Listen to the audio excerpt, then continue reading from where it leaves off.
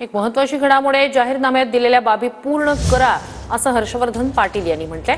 शेतकऱ्यांना कर्जमाफी, लाडक्या बहिणींना पैसे देणार असं बावनकुळे यांनी म्हटलंय। महाराष्ट्राला दिलेला शब्द पूर्ण करणार असंही बावनकुळेंचं म्हणणं आहे।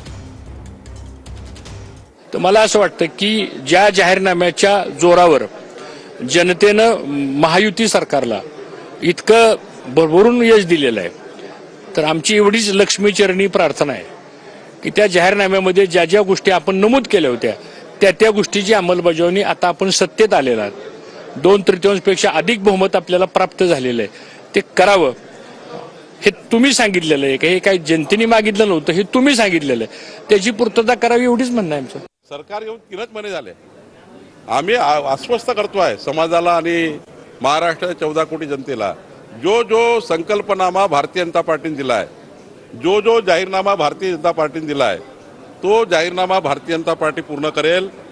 शेतकऱ्याची कर्जमाफी असो, लाडक्या बहिणीची योजना असो, शेतकऱ्याला मोफत वीज असो, आम्ही सर्व आदिवासी भागातल्या जनतेचं संरक्षण असो, जे शब्द आम्ही या महाराष्ट्र जनतेला दिले आहे ते संपूर्ण मॅनिफेस्टो संकल्पनामा आम्ही पूर्ण करू।